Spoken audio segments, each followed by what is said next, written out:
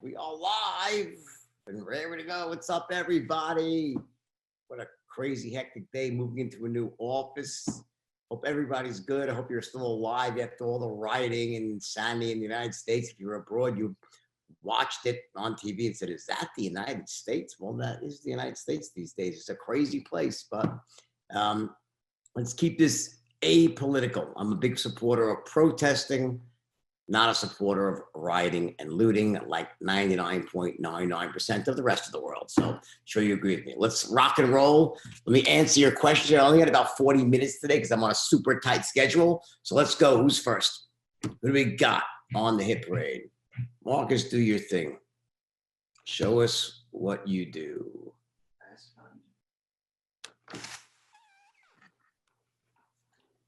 see what we got. Who is that? Hi, Jordan. How are you doing?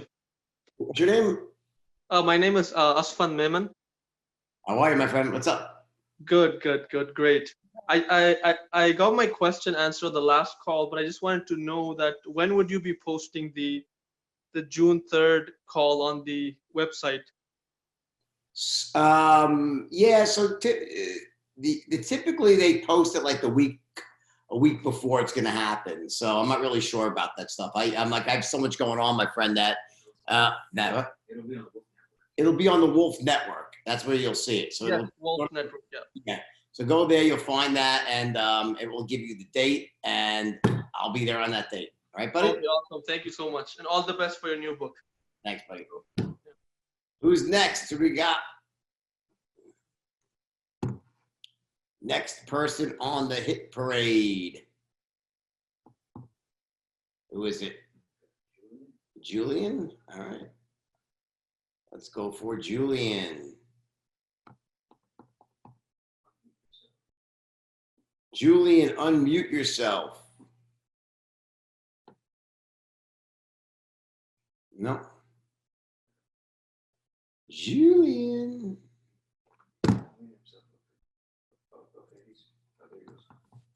Jordan, can you hear me, man? Now I can. What's up, buddy? Hey, how are you, man? A big fan, and I love the Wolf website and all that stuff. And this is really cool. This is kind of surreal. I just got a quick question, man. So I'm working through. I have an M&A advisory shop. We do a lot of like financial consulting work. So we do valuation stuff, and we just started getting into, I guess, what you would consider full service. So where we have a success fee, almost like a real estate agent, right? Which I'm sure you're familiar with. We're kind of we're struggling to get from this model that we've had, which is like, we'll kind of do whatever the client wants at a fixed hourly rate, which our firm charges, versus charging an upfront fee for what we would consider more of a premium service where we do all the work and then bring the deal to market. So we're struggling to go, I guess, from like an hourly rate into, charging for a premium service to do the entire M&A process. Just wondering if you have any advice on how you shift as a firm from like getting out of that mindset of, maybe when you're first starting out, taking on any job you can versus really being a top tier kind of shop. Well, listen, it starts, again, whatever you're going to charge someone, right? Remember this, there's an overarching equation with the straight line. Energy in, benefits out, right? And the energy in represents the amount of time and money and elbow grease someone has to essentially let go of to get the benefits of the product. In this case, it's, they have to send you money up front, right? They have to put some time in conversing with your staff, giving you all the documents. And then on the other side, what are you giving them? You're giving them advice, right? So the premium, the way you really sell is it's not like, the big mistake people make is they try to have it based on what do you value yourself on for an hour? And that's not the right way to do that. It has nothing, what someone's willing to pay you has nothing to do with what it costs you to provide the service. It's what benefits they're going to get from the service. So the key to selling premium services is to really build up this airtight, logical case of of the value of the actual services that you're providing and really map that out step by step. And, it's kind of a benefit stack and a value stack, one on top of the other. And then explain to them, by the way, that if you were to charge them for that on an hourly rate, normally it would end up being 3 or 4 times as much. So you're actually saving a lot of money this way. And then explain why you're doing that, because you're only looking for premium clients. You're looking to build a long-term relationship. And while I know we're making a bit less money up front, I know one thing: I do a good job for you. You'll be back again for more services and more services. So it's about, I'm actually giving you much better deal because I'm looking to build a long-term relationship with a select group of premium clients. That's the positioning.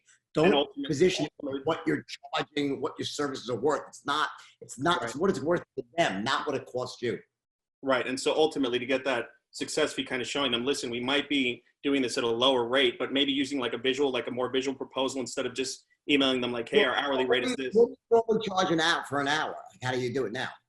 So we charge $150 an hour for any financial services. So anything that's Excel models, valuations, all that kind of stuff. The problem is that when we actually do like the full service representation for a client, we're doing a heck of a lot of work in terms of putting together a presentation, putting a valuation model, building a target list. And then we're the guys selling on the phone all day long saying, hey, we got this deal. Do you guys want to buy it? Hey, and we've done it successfully. So the success fee has made us good money, but it's like 9 months of not making anything, which is a pain in the neck. And there's a risk it doesn't close. I would still keep something of a success fee, but you want to make it like a hybrid. We have more money up front against your success fee. That's what I'm doing. I'm just, have a new business model now. I'm doing the exact same. I take X amount up front. The key is to make sure that you explain to someone what they're getting for the upfront fee. It's really important of how you explain it, and that how by doing it this way, it's actually a huge benefit to them. And you have to be able to say that and then explain why. And then the magic is in explaining why. So take the time to actually write out what you're going to say, what the value proposition is, what the cost benefit ratio is, how much money they're saving, and why this is a much better deal for them. Don't skip over that part where like you actually literally, you can't just say it's a better deal for you. They're like, okay, why? It's like, actually, why is it a better, because if you say, oh, it's a much better deal for you, they're like, all right. But if you really explain to them why and really go step by step, break it down, that's the secret to it. All right? Right. Yep. Thanks. That's why we signed up for Straight Line. So appreciate it, man. Thanks, Jordan. Take care. Next person.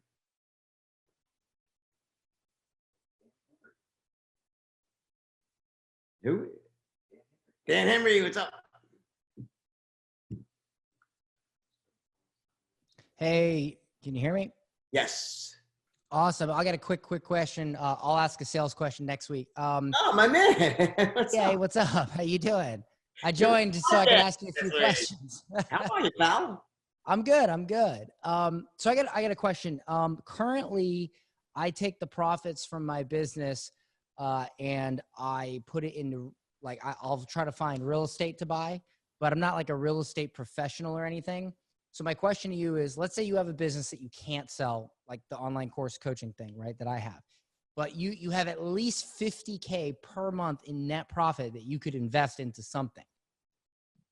And so you want to invest it into something that you'll get to the point where you don't need to do that business unless you just wanted to.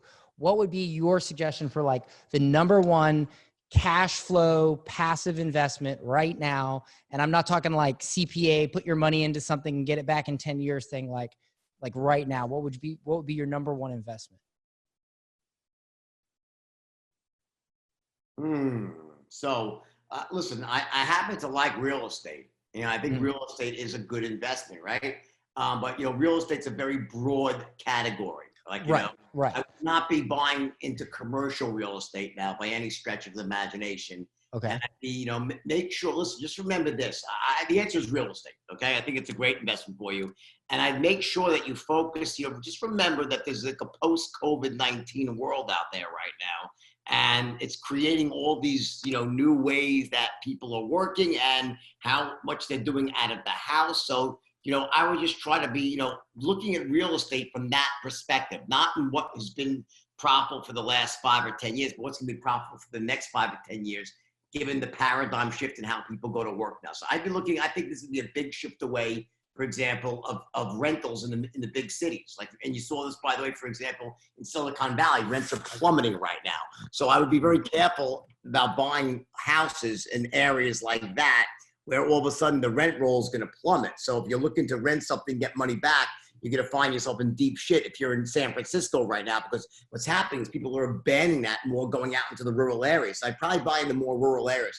I'd be trying to take advantage of this idea that people are going to be telecommuting a lot more. So they're not going to be going to the office anymore. But I still believe that residential real estate's a great buy. Any Airbnb? You know, I mean, it was good for a while, but again, I'm reluctant. I know a lot of people that got really badly hurt with the Airbnb thing. You know what I'm saying? Well, I live in Florida where there's a lot of beach rentals.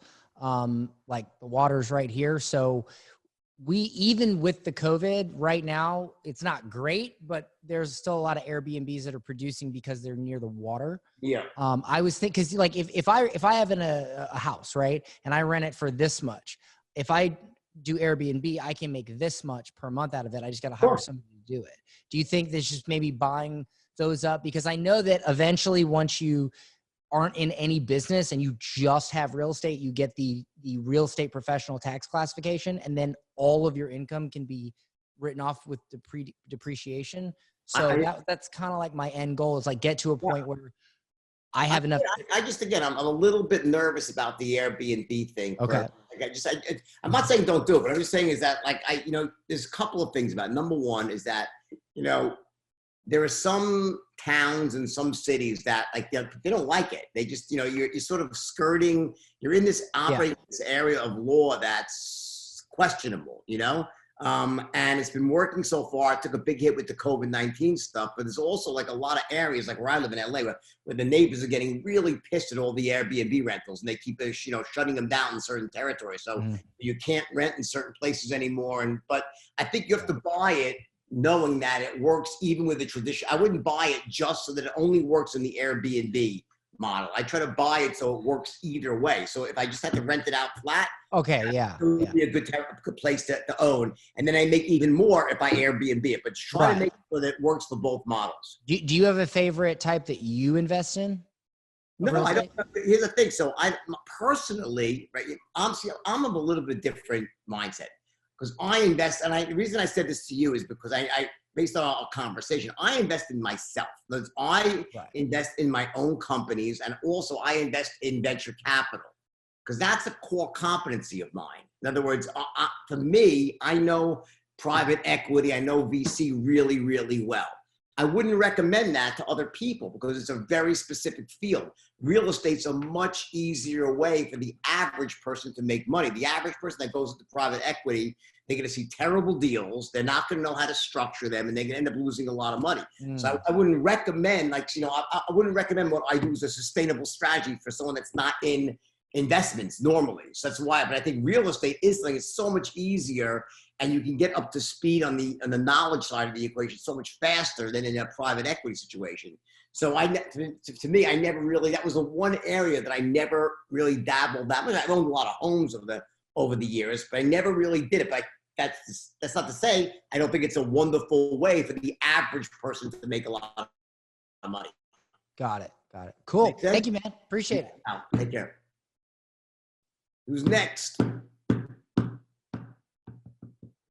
Yeah, and by the way, just to add on to that, remember, you gotta just be careful that, when I'm always careful when I give advice. I don't just give advice on what works for me. I give advice on what I think will work for someone else. Because sometimes, if you possess some really unique skill sets, like I have a very unique skill set from Wall Street, all those things. I really understand VC and private equity. So that is going to return more money than real estate for me. But for the average person, just be careful. All right. Next question. John Paul, what's up? What's up, Jordan? How are you? I'm not sure if you can help me, man. I'm doing good. You? Doing great. How can I help you? Yeah. So I'm just new to all this, right? So I'm getting started. So I'm not sure if you answered the question last time or not, but really had two questions for you if we got time. The first one was my industry. We've got a lot of different lines of products. Might be financial investment management, might be life insurance. It could be completely different. How do you efficiently qualify when you have multiple products on the table? And then a second question around an issue I'm running into with looping on the first loop. I'm like, hey, do you like the idea? And they're like, well, yeah, but like I said, I need to think about it. And they're kind of immediately cutting you back off. So sure. Not sure if we have time for both. Okay, so number one, remember that, you might offer many products, but you want to offer the ones that are the easiest to sell to someone the first time. There are some things that are very easy to sell by their very nature. They have low barriers to entry. They're pretty much riskless. The idea is when you're in insurance or any other brokerage, situation. You want to start the relationship by selling at a default, the minimum amount you can do to get the relationship started. You don't have to sell them everything at once. You have to look at it more as a lifetime value of the customer. So pick the 1 or 2 services that you really are the easiest to sell to people, that people are most familiar with, and start with those. And then once you have the person as your customer, then start selling them other things. That's number 1. Number 2, the reason you're having problems with this, does the idea make sense to you, is because of the tonality in which you're asking it. So watch what happens. If you say to someone, well, listen, let me ask you a question. Does the idea make sense to you? Do you like the idea? They're going to say, yeah, I need to think about it. Because what you're saying is you're saying, hey, well, does the idea make sense? Versus, let me ask you a question. You know, I hear what you're saying, but let me ask you a question. Does the idea make sense to you? Do you like the idea? Like, money aside, hypothetically, do you like the idea? When you ask it like that, they'll be like, yeah, it sounds pretty good. And it's the tonality that you use that's going to guide the response. If you just say to someone, well, does the idea make sense to you? Do you like the idea? Like that? They could be like, well, I need to think about it, but it's okay, but I got to think about it. Versus, the idea, like, all things being equal, I understand you're not, watch, here's the unspoken words that you want them to hear without you saying this. Listen, I hear what you're saying. I'm not asking you to buy right now. Now, you're not going to say that. That's what your tonality is implying. I'm not asking you to buy right now, but all things being equal, and you're not going to say that either, but that's implicit in your tonality. So what's happening right now is you're like, well, let me ask you a question. Does the idea make sense to you? Do you like the idea? And they're like, well, that sounds like fuck. If I say yes, he's gonna try to, then I have no reason. I'm going to have to say I buy it, because like you're boxing them into a corner. And when you ask like that, you almost like people say, well, maybe, I don't know, because they feel like they're being set up. It's like if they say yes, you're going to use it against them in a court of law to make them buy, right? Versus the tonality being money aside, hypothetically speaking. So listen, I hear what you're saying, John, but let me ask you a question. Does the idea make sense to you? Do you like the idea? He'll be like, yeah, it sounds pretty good, because he knows that implicit in your tone is you're not making him buy it right now. Like you're saying to, listen, I understand you're not buying right now, but just, all things being equal, man to man, man to woman, does it make sense to you? Do you like the idea? So then that opens him up. So yeah, it sounds pretty good. Or yeah, it sounds pretty good actually, because he doesn't expect actually to, okay, then let's go forward. Like if you don't use the right tonality, the next question is obviously, then why aren't you buying if you like it? Versus you saying, I hear what you're saying. I hear what you're saying, Jumpman. Let me ask you a question. Does the idea make sense to you? Do you like the idea? If you say it like that, he'll be like, yeah, it sounds pretty good, because you've given him that money aside hypothetical tonality. In addition, that's one big part of it. The other part is that your opening presentation needs to be strong enough so that you raised him to a high enough level of certainty so that when you ask that question, he's like, yeah, based on what you said, yeah, it makes a lot of sense to me. You have to make sure your first presentation before you start to loop has given him enough info so he's like, yeah, it sounds pretty good. You got to get him there too. But the key is tonality. You get it? If you ask in the wrong tonality, that's exactly the response you get. In fact, with Stratton, after the firm closed, when I saw my own scripts get passed around, and what happened was they started adding words to the scripts. They started saying things like money aside, hypothetically speaking. They would actually add those words because they didn't know how to use the tonalities. So if you don't use the right tonalities, you have to say those words. The problem is if you say those words, you make it more of an academic exercise. So the idea is the highest level is to not have to say money aside, not have to say hypothetical speaking, all things. You don't say that. You apply that with your tone. Make sense? Yeah, that's pretty much where I get to is like, made a pretty good case, get to the end, like, hey, well, it's really easy to get started. Like, you actually need to talk to my son about it. I get that. You want to talk to your son, but let me ask you a question. Does the idea itself make sense to you? Do you like the idea? If you ask it like that, he will say, yeah, it sounds pretty good. That's the logical response to your tonality. You have to hit that. This is a part where tonality is so crucial, my friend, where you say, I understand you want to talk to you, so I get it. We're still in rapport, but that aside, all things being equal, I understand that I'm not expecting you to buy right now. You're not saying those words, but that's what your tonality implies. Does the idea make sense to you? Do you like the idea? If you say it like that, his own internal, automatic response is, oh shit, he's created a hypothetical. So they say, yes, they feel comfortable. Say, yeah, it sounds pretty good. That's the response you get back. Trust me, I've done this a billion times. If you say it in the wrong tonality, you get the exact response. Yeah, but I'm not buying right now. And then you say, well, I understand you're not buying, but does the idea make sense to you? You end up having to, but you can short circuit that by using the right tonality in the beginning. Again, let me say it one more time. Here's exactly how it sounds. I understand you want to talk to your son, but let me just ask you a question. Does the idea itself make sense to you? Do you like the program?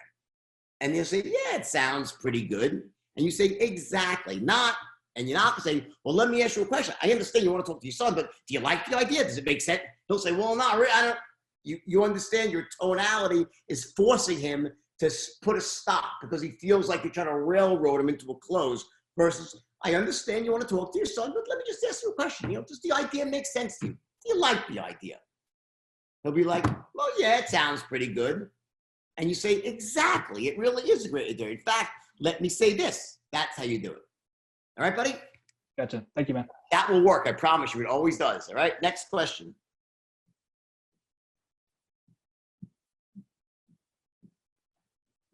What do we got? Kenneth, what's up?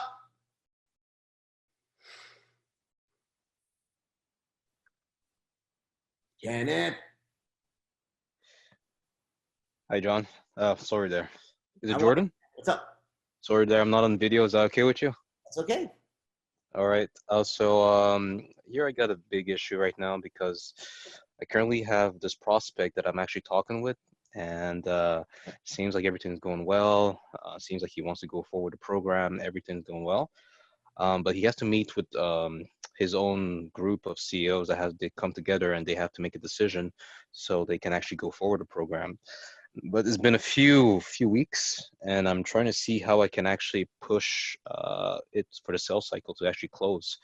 Because every time I try to, go for a close or get a confirmation, he says, well, we're still in discussion. We're still trying to figure things out. How do you approach this situation? Because right now we're past being on the phone. We're we're texting. We are actually sending emails back and forth. How do you approach a situation like this? Well, when you're coming into it now after the fact, there's not that much you can do at this point because you've already created the dynamic that you're in right now. So it's a bit difficult now to pressure them into like changing that dynamic. You have to kind of wait it out right now. Make sure you keep sending him emails and texts and value adds, little notes and stuff like that about the industry, why your product is the best, but don't pressure them. Better still though is to have handled it beforehand. And you want to get to this idea of, are there multiple people that need to sign off on this product? And you want to have sold those people directly yourself.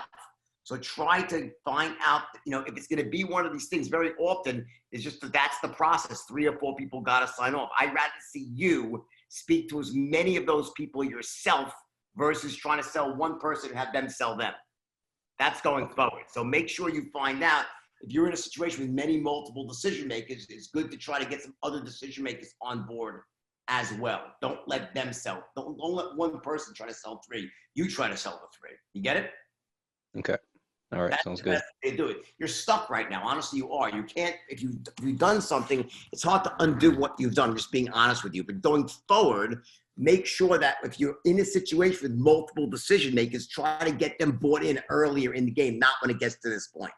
Okay? All right. Sounds good. Thank you. You got it. Good luck. All right. One more thing, Kenneth, lastly, you're off not, but just to listen, is that also remember, you could keep sending him, you could sending him emails and really carefully worded straight line emails. I do this all the time. When someone's on the fence and they're just not quite getting over, I'll email them, and it's not like a sales email, but I just focus on the value again. I talk about how I'm already getting started. I've already identified whatever thing they need. I'm already halfway there. I kind of lead them down with a long, really well-written email where I create scarcity and offer them an opportunity to get started for less money right now. So you can also do that as well. Okay, next question. What do we got? James Lopez. Guys, I got 5 more minutes. I'm super cracked for time today. So we got James Lopez. Hey, Jordan. Hey, James. My question is, I'm starting my own small gym, and I already lined up a few joint ventures in our community, but we don't have enough money to hire salespeople as of yet. Which form of marketing would you suggest to fill up our pipeline that will have the best possible chance of giving me a good return on investment from the start? In my experience, I've always done a lot better with Facebook ads than I've done with Google and stuff like that. Mm-hmm. Online marketing. That's just me. You can do both, but just make sure that you're really being really careful with your custom audiences. That you're very if you're in a gym situation, it's a local gym.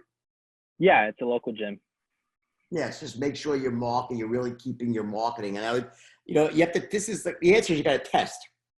No one really knows what's the best marketing until you test. I would try all of them, all the different ways to do it, and then just keep track of your results and then focus on the one that's doing best for you. There is no crystal ball. Personally, I prefer Facebook than Google, but that's just me. All right? Okay. All right. And just one more quick question, Jordan. Sure. Basically the people that we have in the gym, we have like 2 other sales trainers. And when we're practicing role rehearsing, when asking pre-qualifying questions, I noticed that some of us have a hard time developing massive rapport because we don't know how to expand on certain answers whenever we're thrown a curveball. We might do certain cues with active listening, such as nodding our head and showing that we care with our tonality, but it's usually a 1-sentence response and jumping on to the next question that fits logically on the script, but still feels a little dry. How would you go about fixing this? Well, it's, I have to, again, this is where you have to start anticipating the responses and scripting out better questions. In other words, you need to dig deeper into this. And if you're doing this for a while and it's you don't write your script and your questions in a vacuum. It's okay, I keep getting these same 8 questions. It's all in the preparation of saying, okay, what are the best things I could say here? You're probably hearing the same things relatively again and again and again. So you have to just take the time to have all these possible responses scripted out. You got to just anticipate them. There's always something to say when someone talks, okay? But it sounds like you're already doing the act of listening, which is great, but dig deeper here, buddy. How many things can they say? There's not that much someone could say. So based on, there's always this thing of expanding certain lines of questioning. How do you do it? You want to exhaust each individual line. Don't solve that pain. There's all these rules that we use, right? But at the end of the day, the key is just to be doing this and writing out what are the great responses, what are the language patterns that you could use as part of your act of listening to build rapport. You gotta just do it beforehand and anticipate it, and you'll keep getting better and better at it. You will. All right, buddy? Thanks, Jordan. You got Appreciate that. Next question. What do we got?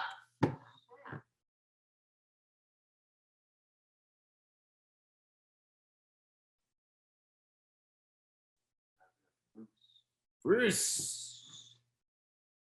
What's up? Can you hear me? Yep. Hey, good to talk to you. So just a quick question. So if you're on a Zoom call and you got 3 people instead of 1, and it's a business, so they each represent a different department, maybe one's marketing, one's HR, one's operations. How does the beginning opening change, particularly on a Zoom call, because they don't all get on at the same time, but more importantly, your discovery process, how does that change? You gotta handle, you gotta certainly handle, you focus on, so it's okay. So when you're in person, it's a little bit easier because you start seeing all the body language cues, right? And you start looking and see who's interested, who's what the pecking order is. You've got to identify what the pecking order is. So be very careful. Here's the one thing with a Zoom call. Remember, it's like when you're looking into the camera, into the green dot, and you can't see their faces, their body language responses, right? It's kind of, the technology kind of sucks right now for this. It really does. The green dot needs to be in the center of the screen so you can look at someone in the eye and watch how their eye contact is themselves, their smile. Yeah. Make sure you don't get focused on the green dot. look at their faces as you ask questions, and you have to just literally master this art. It takes a little while, but I've done it. I'm really good at it now, where I can actually pick up on their cues by looking at their faces as I speak. You don't get caught at looking at the dot. Look at their faces and use their expressions, their level of interest, to try to peck out the one who's seemingly most interested. It's like a divide and conquer strategy, almost. Like you're handling one at a time, and then trying to figure out who the person that's really the ultimate power player on the call. But handle one at a time and go from person to person. That's the best way to do it.